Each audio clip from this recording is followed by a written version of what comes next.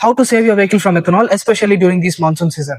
99% of the news channels and the social media influencers doesn't know what I'm about to expose right now. Save and share this video, you'll thank me later. As moisture content is high during monsoon season and ethanol absorbs the moisture from the environment, you're gonna see more of this adulterated fuel or bad fuel at the fuel pumps. Because of it, the accumulation of water in the fuel, right from the petrol refinery to the end fuel that goes in your vehicle, makes it completely useless. That's why vehicles are breaking down everywhere. The recent disaster at the petrol pumps during the rainy season are the proof of it. The recent Odisha and the Rajasthan Petrol Pump Association asking the government to reconsider this ethanol blending are the proof of it, exposing the utter failure of this government and this whole ethanol blending nonsense.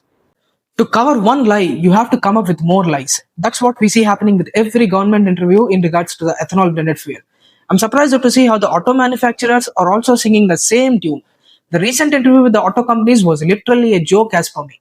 Any person who understands automobiles would say the same thing.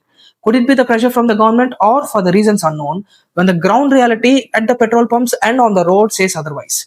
I have covered different aspects of this ethanol blended issue like the consumer concerns, scientific analysis and the government policy. If you haven't watched it, videos already on my page. Now let's talk about the aspect of infrastructure and how far are we from the reality.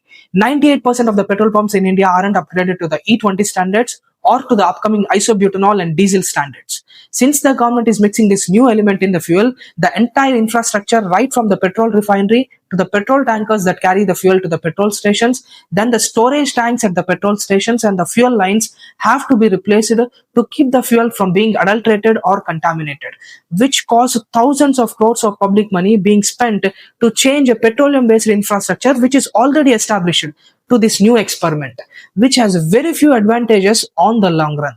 Not to mention the effects on the automobiles itself, which makes no sense to me. I'm speaking this as an automobile engineer who has traveled to different countries, who have seen their working models and who have multiple contacts outside India. So I know what is happening outside India. And you, the common man, has to hear this from a guy like me. Tips and tricks to save your vehicle from ethanol during this monsoon season coming very soon. So stay tuned.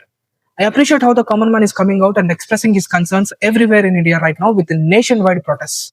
It's our vehicles, so it's our right to fuel. Subscribe and follow and learn from the content.